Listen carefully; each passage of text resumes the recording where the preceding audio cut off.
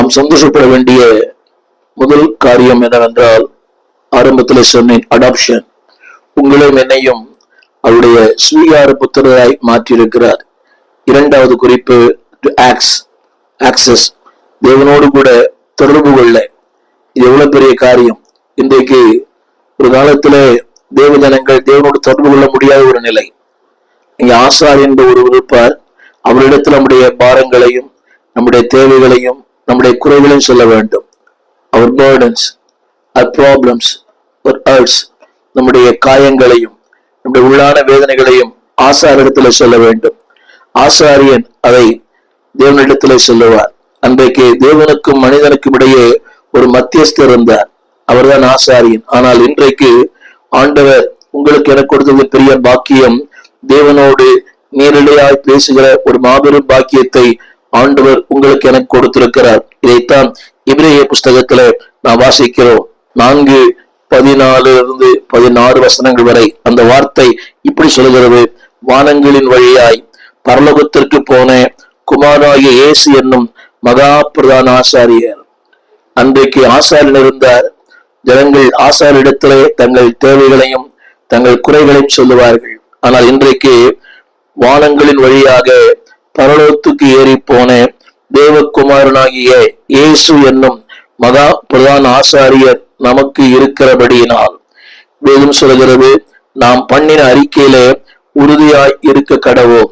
அடுத்த வார்த்தை 15 வசனம், எபிரேயர் 4:15. அந்த வார்த்தை இப்படி சொல்கிறது: நம்முடைய பலவீனங்களை குறித்து பரிதபிக்க கூடாத பிரதான ஆசாரியர் நமக்கு இராமல். இன்றைக்கு நம்முடைய பலவீனங்களை சொல்லும் போது அதுவே நம்மை தூற்றி திரிகிற மக்களுக்கு மிகுந்த சந்தோஷமாய் மாறிவிடுகிறது. யாரிடத்தை நம்பி நம்முடைய பலவீனங்களை சொல்லுகிறோமோ, யாரிடத்தை நம்பி நம்முடைய குறைகளை சொல்லுகிறோமோ, நம்முடைய காரியங்களை சொல்லுகிறோமோ, இன்றைக்கு தூற்றி திரிகிற மக்கள் ஏராளம். பெஞ்சமினை குறித்து எழுதப்பட்டிருக்கிறது, காலையில் தன் இறையை அவன் சேகரிக்கிறான், பட்சிக்கிறான், மாலையிலே பங்கிடுகிறான். இன்றைக்கு தேவன் ஜனங்களை, அதாவது தேவ ஊழியர்களை தூற்றி திரிகிற மக்கள் ஏராளம். ஆனால் இங்கே வேதம் சொல்கிறது, நம்முடைய பலவீனங்களை குறித்து பரிதபிக்க கூடாத பிரதான ஆசாரியர் நமக்கு இராமல். அவனுடைய கருத்து என்னவென்றால், உங்கள் பலவீனங்கள் என் பலவீனங்களை குறித்து பரிதாபப்படுகிறது மாத்திரமல்ல, அதற்கு பரிகாரத்தை உண்டு பண்ணுகிற ஒரு ஆண்டவர். இவர்தான் நமக்கு இருக்கிற மிகப்பெரிய சந்தோஷம். முதலாக சொன்னேன், அடாப்ஷன். இரண்டாவது, ஆக்சஸ் வித் டு காட். தேவனோடு கூட அந்த நெருக்கமான தொடர்பை நேரடியாய் பேசுகிற. இன்றைக்கு பாருங்களேன், ஒரு முதலோடு பேச வேண்டும், நேரடியாய் பேச முடியாது. உதவியாளர்கள், சுற்றி ஏராளமானவர்கள், எல்லாருமே அப்படித்தான். ஊழியர்கள் கூட இன்றைக்கு நேரடியாய் பேச முடியாத சூழ்நிலை பல ஊழியர்களுக்கு இருக்கிறது. அது இருக்கலாம், பரவாயில்லை. ஆனால் ஆண்டவரிடத்துல நேரடியாய் பேச முடியும். அந்த வார்த்தை சொல்லப்பட்டிருக்கிறது, அவர் எல்லா விதத்திலும் நம்மை போல சோதிக்கப்பட்டும் பாவமில்லாதவராக இருக்கிற பிரதான ஆசாரியரே நமக்கு இருக்கிறார். You can access with God. தேவனோடு விட நேரடியான ஒரு தொடர்பு. இன்றைக்கு அநேகருக்கு நான் சொல்ல விரும்புகிற கருத்து என்னவென்றால், ஊழியரின் ஜெபத்தை நம்புங்கள், ஊழியரின் ஜெபத்தை சார்ந்து கொள்ளுங்கள். அதை விட மேலாக நீங்களாகவே தேவனோட பேச முடியும், நீங்களாகவே தேவனோட உரையாட முடியும், நீங்களாகவே தேவனோடு கூட உங்கள் பாரங்களையும் உங்கள் பாவங்களையும் உங்களுடைய குறைகளையும் உங்கள் குற்றங்களையும் you can share with him. அவரோடு நீங்கள் பகிர்ந்து கொள்ளும் போது, அன்பு பிள்ளைகளே, உங்களுக்காக பரிதபிக்கிறவர் அதற்கான ஒரு பிராயச்சித்தத்தை, ஒரு பரிகாரத்தை உங்களுக்கு உண்டு பண்ணுகிறவர். எனவேதான் எபிரேயர் 4:16 சொல்கிறது, ஆதலால், பிகாஸ் நமக்கு ஒரு பிரதான ஆசாரியர் இருக்கிறார். எனவே நாம் சந்தோஷப்பட வேண்டும். ஆதலால் நாம் இரக்கத்தை பெறவும் ஏற்ற சமயத்தில சகாயம் செய்யும் கிருபை அடையவும் தைரியமாய் அவருடைய கிருபாசனத்தண்டையிலே சேரக்கடவும். சந்தோஷப்பட வேண்டிய இரண்டாவது குறிப்பு என்னவென்றால், அன்பானவர்களே, அவருடைய கிருபாசனத்தண்டையிலே நீங்களும் நானும் தைரியமாய். பல இடங்களிலே பிசாசு சொல்லுகிற ஒரு குற்ற உணர்வு என்னவென்றால், நீ பாவி, நீ ஜெபிக்க தகுதி இல்லாதவன், நீ ஆராதிக்க தகுதி இல்லாதவன், ஆலயம் செல்ல தகுதி இல்லாதவன், நீ வேதத்தை வாசிக்க தகுதி இல்லாதவன். பிசாசு கொடுக்கிற ஒரு குற்ற உணர்ச்சி.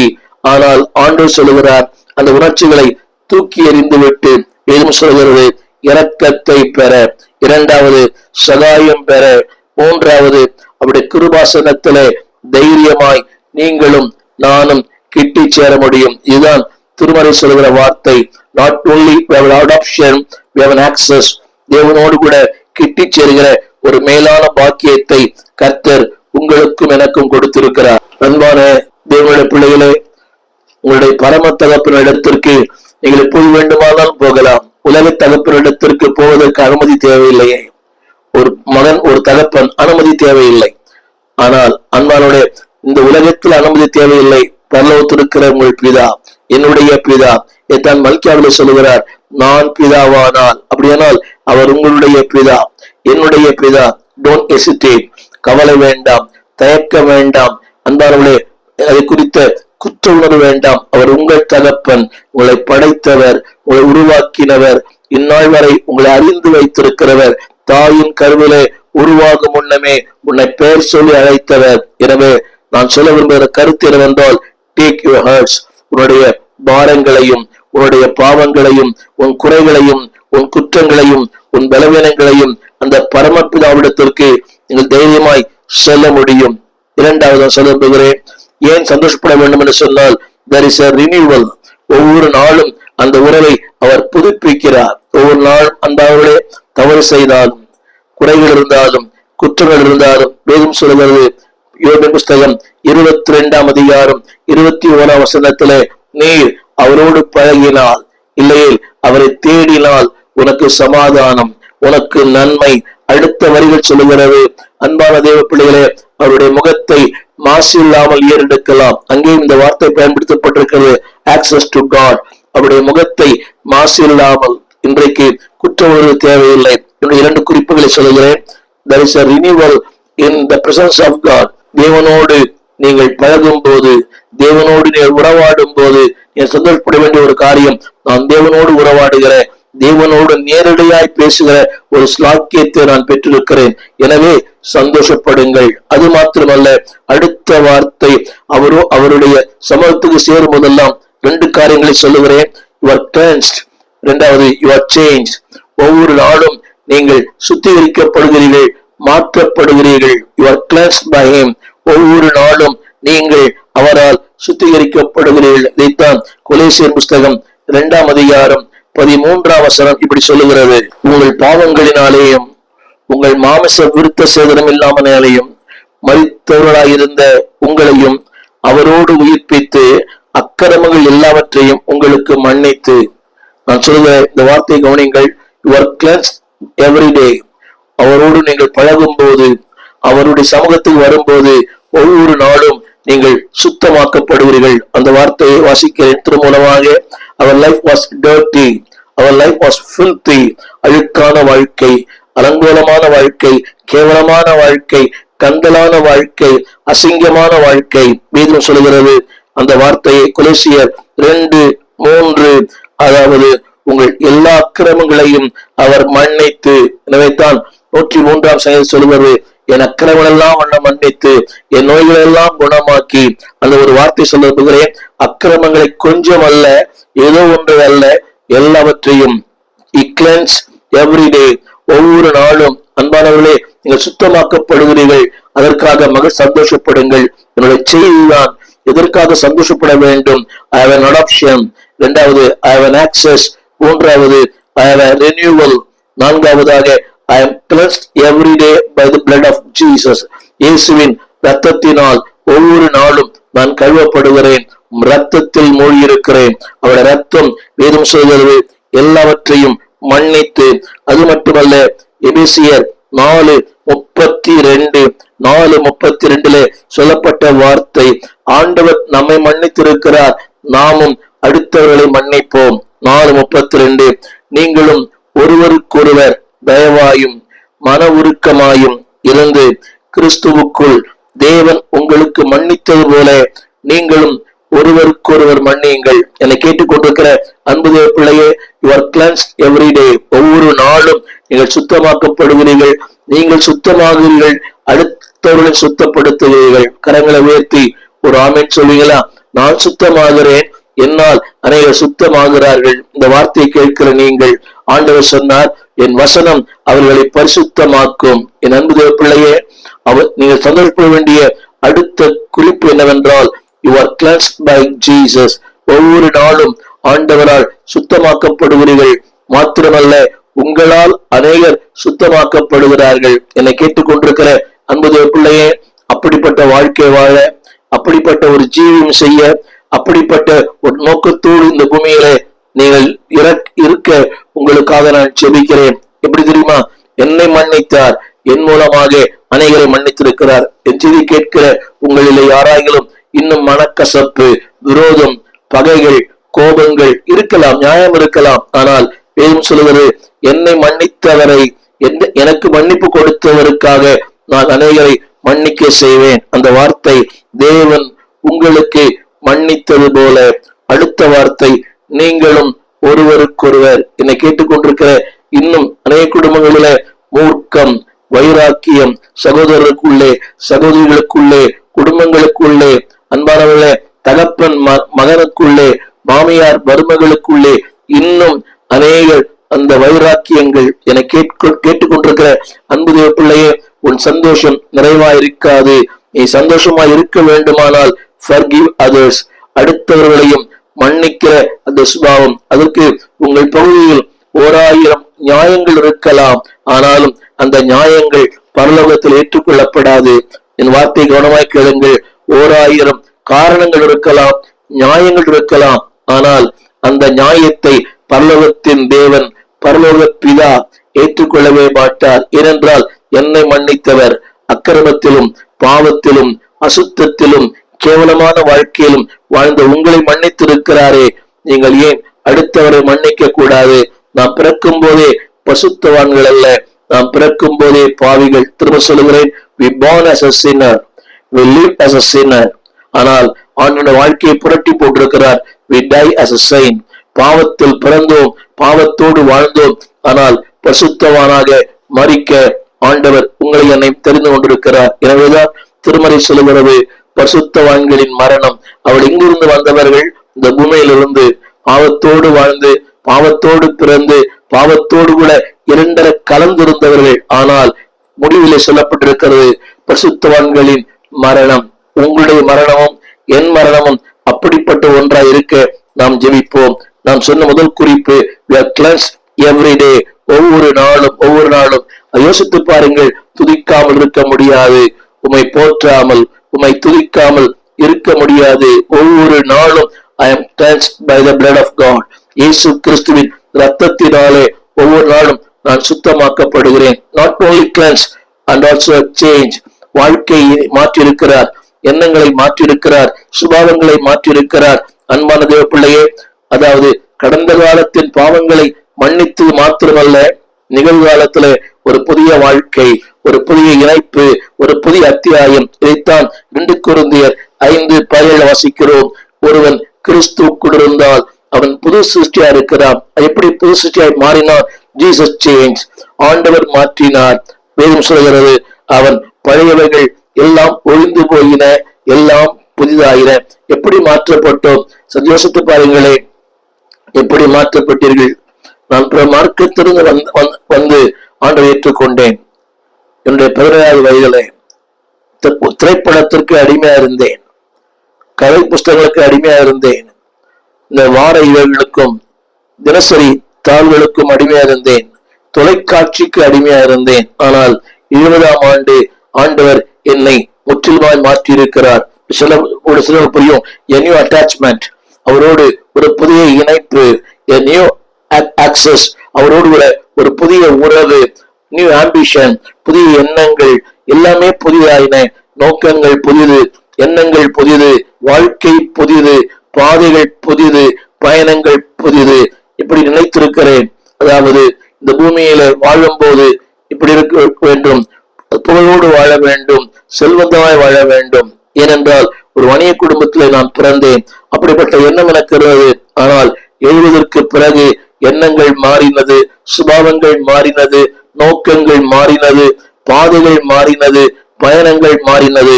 நான் சொல்ல வந்த வார்த்தை, not only you are cleansed, we are changed by him.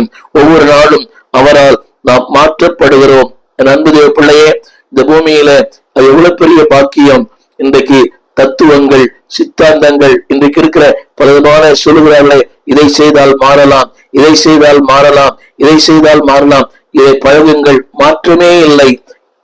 திரும்ப சொல்லுகிறேன், மதம் ஒருவனை மாற்ற முடியாது, ஆண்டவர் இயேசுவை மாற்ற முடியும். Even Christianity cannot change a man. கிறிஸ்துவ மதம் மாற்றாது, ஆனால் கிறிஸ்து மாற்ற முடியும். அவர் யார் என்றால் மாறாதவர், மனிதனை மாற்றுகிறவர். அந்த வார்த்தை சொல்கிறது, அன்பானவர்களே, எதை செய்தீர்களோ அதை இனிமேல் செய்வதில்லை, எதற்கு அடிமையா இருந்தீர்களோ அதற்கு அடிமையா இருக்கவில்லை.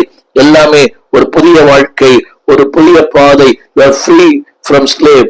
அடிமைத்தனத்திலிருந்து அன்பானவர்களே, இதெல்லாம் ஆட்டி படைத்ததோ அதிலிருந்து உங்களுக்கு ஒரு மாபெரும் விடுதலை. எனவேதான் 2:10, ஏனெனில் நற்கிரிகளை செய்வதற்கு நம்ம கவனிக்க வேண்டும். நற்கிரிகளை செய்வதற்கு நாம் கிறிஸ்து இயேசுவுக்குள் சிருஷ்டிக்கப்பட்டிருக்கிறோம். அப்படியானால் இதற்கு முன்பான வாழ்க்கை துர்க்கிரியை, கேவலமான வாழ்க்கை, அசுத்தமான வாழ்க்கை, அலங்கோலமான வாழ்க்கை. ஆனால் you are created for a great purpose. திரும்ப சொல்லுகிறேன், அந்த வார்த்தையை படிக்கிறேன். அதாவது நற்கிரிகளை செய்வதற்கு, என்னை கேட்டுக்கொண்டிருக்கிற அன்பு தேவ பிள்ளையே, நற்கிரியை செய்வதற்கு ஒரே வழி ஆண்டவர் இயேசு கிறிஸ்து மட்டுமே. இன்றைக்கு எல்லா நற்கிரிகளை செய்கிறார்கள், புகழுக்காக, விளம்பரங்களுக்காக, பெயருக்காக, செய்த பாவத்திற்கு, அதன் புண்ணியத்திற்காக. அது அல்ல இது. ஆண்டவர் உங்களையும் என்னையும் நற்கிரிகளை செய்ய அந்த வார்த்தை எழுதப்பட்டிருக்கிறது. அதற்காகவே நீங்கள் சிருஷ்டிக்கப்பட்டிருக்கிறீர்கள். அதற்கு அவர் முன்னமே உங்களை ஆயத்தம் பண்ணியிருக்கிறார். இது ஆங்கில வேதத்துல சொல்லப்பட்ட வார்த்தை. God has put his potential in you. ஆண்டவர் அவருடைய எல்லா திறமைகளையும், உருவாக்கும் சக்தியையும், வல்லமையும் உங்களுக்குள்ள வைத்திருக்கிறார். என்னை கேட்கிற அருமையான தேவ பிள்ளையே, நீங்கள் பயன்படுத்துகிற இந்த மொபைல் போன், அது எந்த கம்பெனியா இருக்கலாம், அந்த மொபைல் போன் தன்னுடைய எல்லா திறமைகளையும் அதுக்குள்ள வைத்திருக்கிறது. நம்ம வாசிக்கிற யமகா கீபோர்ட், அதுல ஏறக்குறைய ஒரு 1000 சப்தங்கள் இருக்கிறது. யோசித்து பாருங்கள், அது யமகாவுடைய அவருடைய வேலைப்பாடு. அப்படியானால் அன்பு தேவ பிள்ளைகளே, நீங்களும் நானும் அவருடைய திறமைகளை வெளிப்படுத்த, அவருடைய ஞானத்தை வெளிப்படுத்த, அவருடைய பரிசுத்தத்தை வெளிப்படுத்த, அவருடைய சுபாவங்களை வெளிப்படுத்த, நீங்களும் நானும் தேவனால் தெரிந்து கொள்ளப்பட்ட அவருடைய செய்கை. ஆங்கிலத்துல you are the workman of God. அவருடைய செய்கையெல்லாம் உனக்குள் வைத்திருக்கிறார். உன் மூலமாக அவருடைய செய்கையை இந்த உலகத்துக்கு அறிவிக்க விரும்புகிறார். எனவே திரும்ப சொல்லுகிறேன், you are changed every day. Not only you are renewed, you are rewarded. திரும்ப சொல்லுகிறேன், உங்களை புதுப்பிப்பு மட்டுமல்ல, உங்களுக்கு என்று ஒரு மிகப்பெரிய பலனை கர்த்தர் வைத்திருக்கிறார். எத்தனை பெரிய காரியம்! இதை கேட்டுக்கொண்டிருக்கிற அன்பு ஊழியர்களே, கிராமத்துல ஊழியம் செய்யலாம், சின்ன சபைக்கு நீங்கள் மெய்ப்பனா இருக்கலாம், டசன்ட் மேட்டர், அது பிரச்சனை இல்லை. ஆனால் உங்களுக்குரிய பலன் பரலோகத்திலே காத்திருக்கிறது. எனவேதான் திருமலை சொல்லுகிறது, ரோமர் 8:16-17 அதுல சொல்லப்பட்டிருக்கிறது, அன்பானவர்களே, அவர்தாமே நம்முடைய ஆவியோடு சாட்சி கொடுக்கிறார். You are rewarded. அவர்தாமே நம்முடைய ஆவியோடு சாட்சி கொடுக்கிறார். எத்தனை பெரிய காரியம்! உலகத்துல மனிதர் கொடுக்கிற சாட்சி அன்பாவுடைய காலத்துக்கு ஏற்றாவில் மாறி போகும். நீங்க நல்லவரா இருந்தா அவங்க சாட்சி கொடுப்பாங்க, அவளுக்கு புரோகிரமா இருந்தா சாட்சி கொடுப்பாங்க, அவங்களோட ஒத்து போனா சாட்சி கொடுப்பாங்க, அவள் செய்கிற துன்மார்க்கமான கிரியைகளுக்கு உடன்பட்டா உங்களை பதிக்குற்று சாட்சி கொடுப்பாங்க. ஆனால் தவறை தட்டி கேட்கும் போது, தவறு என்று சொல்லும் போது, தவறை உணர்த்தி காட்டும் போது you become an enemy. ஆனால் வேதம் சொல்கிறது, அவர்தாமே அவருடைய ஆவியோடு கூட சாட்சி கொடுக்கிறார். இதை கேட்டுக்கொண்டிருக்கிற அன்பு பிள்ளையே, இதான் உலகத்திலே பெரிய சாட்சி. உலகத்தின் சாட்சி அவசியம்தான், ஆனால் அது மாறிக்கொண்டே இருக்கும். ஒரு காலத்துல உங்களை குறித்து சாட்சி சொன்னவர்கள் என்று தீமையாய் பேசுகிறார்கள். காலங்கள் மாற்றி விடுகிறது, சம்பவங்கள் மாற்றி விடுகிறது, சூழ்நிலைகள் மாற்றி விடுகிறது, எல்லாமே மாற்றி விடுகிறது. ஆனால் தேவன் சொல்லுகிறார், நான் என்னுடைய ஆவியோடு கூட உன்னை குறித்து சாட்சி கொடுக்கிறேன். எனவேதான் யோபு சொன்னான், என் சாட்சி பரலோகத்தில் இருக்கிறது, எனக்கு சாட்சி கொடுக்கிறவர் உன்னதத்தில் இருக்கிறார். என் அன்புடைய பிள்ளையே, இட் இஸ் a reward. உன்னை குறித்தும் என்னை குறித்தும் அவர் சாட்சி சொல்ல வேண்டும். எனவே இந்த தீர்மானியங்கள், தேவனே, உலகம் கொடுக்கிற சாட்சிகளை விட, உறவுகள் கொடுக்கிற சாட்சிகளை விட, அன்பா நண்பர்கள் கொடுக்கிற சாட்சிகளை விட, ஆவியானவர் கொடுக்கிற சாட்சி மேன்மையானது, மகத்துவமானது, உன்னதமானது. அந்த வார்த்தை அடுத்த வார்த்தை சொல்லுகிறது, God is going to reward. அடுத்த வார்த்தை, அவரோடு நாம் மகிமைப்படும்படி. அந்த வார்த்தை சொல்கிறேன், that's a reward. அவரோடு கூட மகிமைப்படும்படி. ரோமர் 8:17. அவரோடு கூட மகிமைப்படும்படி. அடுத்த வார்த்தை, பாடுபடும் போது மகிமையின் தேவன் தருகிறார். அன்பு தேவ பிள்ளையே, உன் பாடுகள், உன் ஓட்டம், உன் உழைப்பு, உன் அலைச்சல், உன் கண்ணீர், உன் முழங்கால், ஆண்டவருக்கு என்று கொடுத்தவருடைய வாழ்க்கை, ஓடி ஓடி உழைத்தீர்களே திருச்சபைக்காக, ஒரு நாள் வீணாகாது. அந்த வார்த்தை சொல்கிறது, அவரோடு கூட பாடுபட்டால் அன்பார்களே அவரோடு நீங்கள் மகிமை அடைவீர்கள். திரும்ப சொல்லுகிறேன், ஒரு ஊழியன் ஒரு விசுவாசியை மையப்படுத்த முடியாது. இந்த உலகத்துல யாருமே யாரை மையப்படுத்த முடியாது. புகழலாம், பாராட்டலாம், ஆனால் என் அன்பு தேவ பிள்ளையே, அவரோடு நீங்கள் பாடுபடும் போது அவரோடு நீங்கள் மகிமைப்படுவீர்கள். எனவே உலகத்தின் பாராட்டுகள் தேவையில்லை, உலகத்தின் பாராட்டுகள் அவசியமில்லை. அது ஊழ்மனம் விரும்புகிறது. ஆனால் அதை விட you will glorify by God.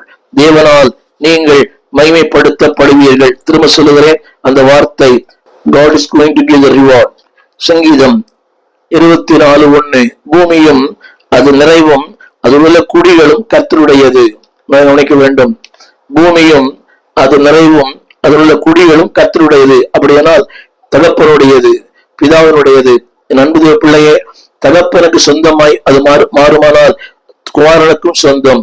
அவர் உன் தகப்பனாய் இருந்தால் பூமியும் அது நிறைவும் அதில் உள்ள எல்லா ஆசீர்வாதங்களும் உனக்கும் சொந்தமாய் மாறும். எனவேதான் அதுல சொல்லப்பட்டிருக்கிறது, சங்கீதம் 50:10, சகல காட்டு ஜீவன்களும் பர்வதங்களில் இருக்கிற ஆயிரமாய் திரிகிற மிருகங்களும் என்னுடையவர்கள். நம்முடைய தகப்பன் எவ்வளவு பெரிய செல்வந்த. திரும்ப சொல்கிறேன், சகல காட்டு ஜீவன்களும், அது எல்லாமே அடங்குகிறது, எல்லாமே காட்டு ஜீவன்களும். அடுத்து பர்வதங்களிலே ஆயிரமாய் திரிகிற மிருகங்களும் என்னுடையவர்கள். இதை கேட்டுக்கொண்டிருக்கிற அன்பு தேவ பிள்ளையே, தட் மீன்ஸ் தேவனுடையது எல்லாம் உன்னுடையது. ஆரம்பத்துல சொன்னேன், there's a renewal. ஒரு நாளும் அவர் நம்மை புதுப்பிக்கிறார், சந்தோஷப்படுங்கள். அடுத்து there's a reward. உங்களுக்கும் எனக்கும் ஒரு மாபெரும் வெகுமதி அங்கே காத்திருக்கிறது. எனவேதான் 1 கொரிந்தியர் 2:9 இப்படி அந்த வார்த்தை சொல்கிறது. 1 கொரிந்தியர் 2:9 எழுதியிருக்கிறபடி, அன்பு கூறுவர்களுக்கு தம்மில் அன்பு கூறுவர்களுக்கு ஆயத்தம் பண்ணினவைகளை, what God prepared, what God rewards, ஆயத்தம் பண்ணி இருக்கிறவைகள் நன்றாக கவனிக்க வேண்டும். உங்களுக்கும் எனக்கும் அன்பான தேவ பிள்ளையே, காடுகளிலும் மேடுகளிலும் மலைகளிலும் பள்ளத்தாக்கிலும் ஏழ்மையிலும் வறுமையிலும் ஊழியம் செய்கிற அன்பு ஊழியர்களே, உங்களுக்கு பேசும் சொல்கிறது, தமிழத்தில் அன்பு கூறுகிறவர்களுக்கு ஆயத்தம் பண்ணினவைகளை கண் காணவில்லை, காது கேட்கவில்லை, அவைகளை மற்ற இதயத்துல தோன்றவும் இல்லை. எத்தனை பெரிய வார்த்தை, தோன்றவும் இல்லை. அந்த வார்த்தையை பலமுறை படித்திருக்கலாம். நீங்க யூ கேன் அண்டர்ஸ்டாண்ட். அந்த வார்த்தை சொல்கிறது, கண் காணவில்லை, காது கேட்கவில்லை, நம்முடைய இதயத்தில் தோன்றவில்லை, நமக்கே தோன்றவில்லை. வாழ்க்கையில் கடந்து போகிற பல நேரங்கள் உங்களுக்கே தெரிகிறது, தோன்றவே இல்லை. இந்த தொலைக்காட்சியிலே பேசுவோம், தோன்றவில்லை. என்னுடைய ஊழியம் செய்வோம், தோன்றவில்லை. உலகத்தின் பல தேசங்களிலே கர்த்தருடைய வார்த்தை அறிவிப்போம். கடந்த வாரங்கள் வரை தாய்லாந்திலேயும் பர்மாவின் எல்லைகளிலும் கம்போடியாவின் எல்லைகளிலும் தேவனுடைய ஊழியத்தை செய்ய, ஊழியர்களுக்கு வசனத்தை போதிக்க ஆண்டவர் இரக்கம் செய்தார். அதை யோசித்து பார்க்க முடியவில்லை, அதை இதயத்திலே தோன்றவில்லை. ஆனால் எது தோன்றவில்லையோ அதையெல்லாம் தேவன் தோன்ற பண்ணுவார். இந்த நாளிலே யூ கேனாட் இமேஜின். ஆனால் எதையெல்லாம் கற்பனை பண்ண முடியவில்லையோ, கற்பனை கேட்காத ஒன்றை தேவன் உங்கள் வாழ்விலே நிச்சயம் செய்வார். காரணம் என்னவென்றால், எனக்காக மரித்தார், எனக்காக உயிர்த்தார், என் உள்ளத்திலே வாழ்கிறார். சொல்லுங்க, எனக்காக வந்தார், எனக்காக வாழ்ந்தார், எனக்காக மரித்தார். நம்முடைய சொந்த ரத்தத்தையே எனக்காக சிந்தி என்னை மீட்டுக் கொண்டார். என் அன்பான தேவ பிள்ளையே, everything belongs to him. All, எல்லாம் அவருடையது. அவருடைய அது எல்லாம் என்னுடையது. திரும்ப சொல்லுகிறேன், அன்பு பிள்ளையே, நாட் ஓன்லி தட், அது மட்டுமல்ல, வரங்களை தந்தார், வல்லமைகளை தந்தார், கிருபைகளை தந்தார், வாழ்வை தந்தார். ஆண்டுடைய வார்த்தையை சொல்ல தேவன் இரக்கம் செய்தார். நான் சொல்லுகிற இந்த தலைப்பெறும் என்றால் காட்ஸ் ரிவார்ட். வல்லமை தந்தார், வரங்களை தந்தார், தேவனை குறித்து பேச உதவி செய்தார். இதெல்லாம் மிகப்பெரிய ரிவார்டு இல்லையா?